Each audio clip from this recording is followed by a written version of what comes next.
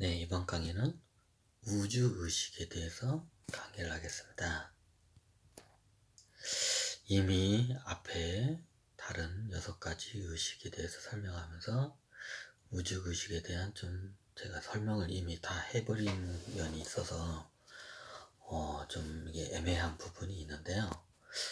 먼저 다시 본 강의를 시작하기 전에 다시 염두에 둘 거는 제가 7가지의 뇌의식, 무의식, 초의식, 환경의식, 간섭의식, 접속의식, 우주의식 7가지로 의식에 대해서 나눈 거는 제가 그냥 여러분들의 이해가 쉽도록 설명을 한 것 뿐입니다. 원래 의식은 그게 따로따로 의식이 있는 거 아니고요. 그거는 여러분들 각 개인의 입장에서 중심적으로 해봤을 때 이해하기 쉽게 그렇게 제가 그냥 그룹을 지어서 분류를 시켜서 설명한 것 뿐이고요. 우주의 본 의식은 한 마음, 한 얼, 한 원리, 딱 하나의 의식이 기본입니다.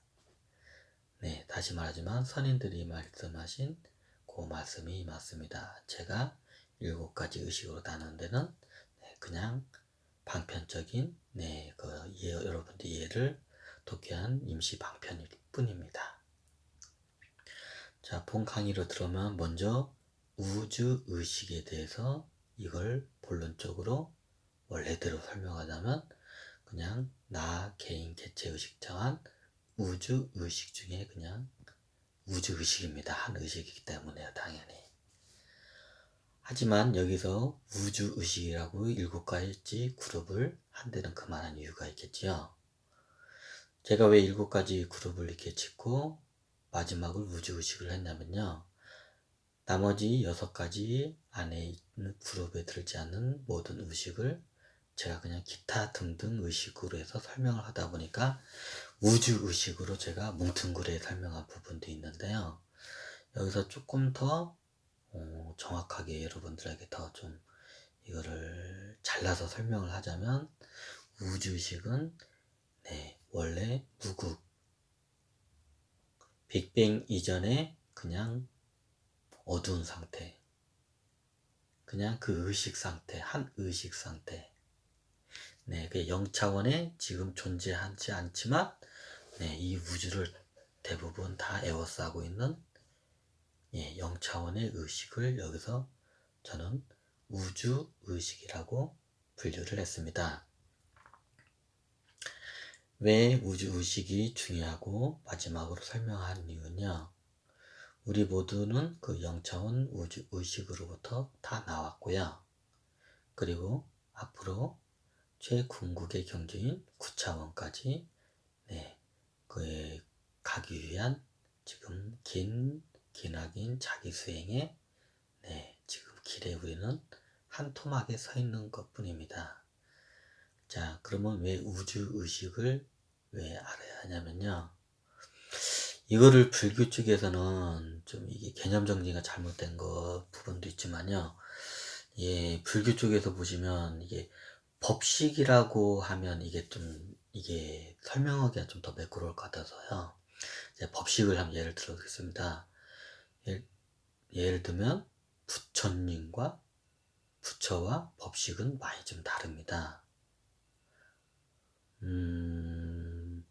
불성은 각 개인이 지니고 있는 원래의 그 초의식적인 부분을 이걸 불성이라고 신성 불성이라고 보시면 되고요. 우주의식은 불교에서 말하는 이게 좀 법식에 이게 가깝습니다. 왜냐고요? 말 그대로 법식이라는 거는 우주 삼라만상을 다 굴리는 기초이자 심판을 하는 의식체이기 때문입니다. 그래서 불교에서는 이거를 좀 법식이라는 이게 용어를 쓰더군요. 제가 다른 경전에서도 그런 부분이 있지 않나 좀 이렇게 많이 봤는데요. 약간 좀 비슷한 건 있는데 이게 좀 애매한 부분이어서 제가 좀 설명드리긴 그렇고요. 불교전 용어인 법식이 아무래도 최고 이게 좀 정확하게 좀 설명이 된 것 같아서 이게 좀 법식으로 좀 설명하면 좋을 것 같아요. 법식은 말 그대로 법이에요. 우주의 법. 그럼 우주의 법은 우리 인간이 만든 겁니까? 아닙니다. 그럼 저기 있는 뭐 식물이나 곤충이나 얘네들이 만든 겁니까? 그것 또한 아닙니다. 그럼 물질인 뭐 돌멩이나 뭐 이런 흙들이 만드는 거나 아니면 저기 빛이나 물이 만드는 겁니까? 아닙니다. 하지만 그들 또한 법식 안에서 같이 움직이고 법에 같이 모든 걸 심판대에서 같이 관조를 하는 것은 분명합니다. 하지만 근원적인 우리는 뿌리에 대해서 알 필요가 있습니다. 나무에 우리는 지상 위에 있는 보이는 부분을만 보이지 땅 밑에 있는 뿌리에 대해서는 잘 모릅니다. 마치 법식이 우주의식이 뿌리와 같습니다. 전혀 보이지 않고 느껴지지도 않습니다. 하지만 시시때때로 항상 언제든지 아주 오랫동안 그리고 앞으로도 아주 오랫동안 존재할 거고 존재를 했습니다. 예를 들면 왜 법식이라고 했냐면요. 쉽게 설명하면 지금 현대사회는 우리는 법이라는 이런 인간이 만든 개념적인 법이라는 게 있잖아요. 말 그대로 다른 사람한테 피해를 주고 나쁜 행동을 하면 그에 대한 그 각각 나라나 문화의 관습에 따라서 거기에 맞는 법, 제정된 법에 의해서 제재를 받게 됩니다. 그러면 잘못 그 법이 있는 곳에서 그 법에 위배된 건 잘못된 행동을 하면 그에 따른 벌을 받게 되지요. 마치 그와 같습니다. 어떻게 보면 좀 카르마의 법칙과도 비슷한데요. 이 카르마에 대해서는 그거에 대한 이게 설명이 좀 잘 안 나와 있고요. 이게 정확히 보면 이게 0차원으로 보시면 돼요. 우리가 미처 알아차리지도 못하고 아주 인지도 잘 못하는 그 0차원에 의해서 모든 이게 우주의 법이 심판이 이게 이루어집니다. 그럼 뭐 9차원이나 이게 뭐 고차원 존재가 물론 한 관조자로서 한 의식이 높은 어떻게 보면 차원계로서 물론 관여를 합니다.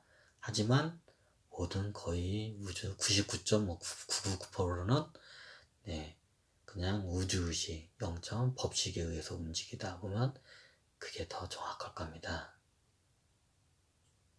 더 자세한 내용은 제가 말씀드리고 싶지만 오히려 더 자세한 내용은 여러분들에게 더 혼란만 가져올 것 같기 때문에 여기서 이게 멈추는 게 아마 여러분들한테는 더 이해하기가 쉬울 듯 합니다. 법칙은 굉장히 간단합니다. 우리는 모르게 법칙에 의해서 우리는 항상 심판을 받습니다. 시시때때로 순간순간이요. 그러면 이런 질문을 하는 분들이 아마 있을 거예요.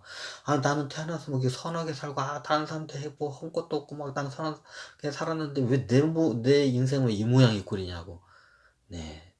대판 하나님한테, 기독교면 하나님, 불교면 부처님, 아니면 각각 종교가 있으면 그 절대주한테 그걸 따질만도 하지요.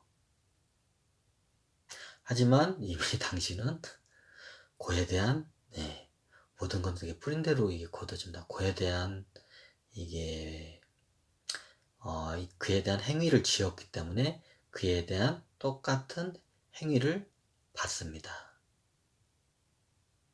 우주로부터 그리고 그게 다만 옆에 있는 사람이나 주변 사람 아니면 환경 여러 가지 복합적인 요소로 다가올 뿐이죠. 그리고 그게 내 병으로도 들어올 수도 있고요. 내 재물이 나가는 거로도 나올 수도 있고요. 그리고 내 주변에 있는 사람들이 아픔으로써 나의 마음도 아플 수도 있고요. 그게 조여지는 방법은 굉장히 다릅니다. 하지만 그 조여지는 방법이 그 사람한테 적격화된 숙제로 다가오죠. 이렇게 하면 좀 이해가 되시나요? 이게 복잡한 불경을 읽으면 결론은 이 내용이거든요. 저도 뭐 불경을 직접 읽진 않았지만 저도 강의를 나름대로 그거에 대해서 이제 좀 설명을 한 분들 보니까 이 어렴풋이 다 공통된 내용이 꿰뚫어지더라고요. 모든 경서들이 다. 그거를 감안해서 주변에 상황이 있는 것을 다 관찰을 하고 모든 걸 해서 한다. 그렇다고 해서 저 사람이 지금 저 안 비천한 삶을 사는데 저 사람이 그에 대한 업을 지었기 때문에 행동을 했기 때문에 저런 결과를 얻는다고 다 할 수는 없습니다. 왜냐하면요, 때로는 자기가 이 세상을 구하기나